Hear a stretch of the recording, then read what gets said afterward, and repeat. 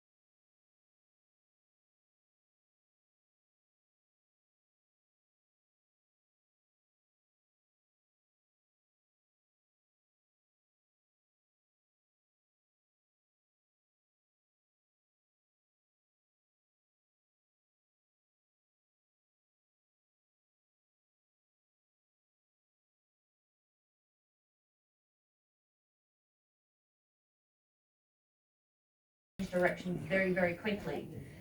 He achieves that by his long tail. That means he can change direction almost 90 degrees a very short period of time. So what we're doing here, Caitlin is imitating, yeah, I know, wow.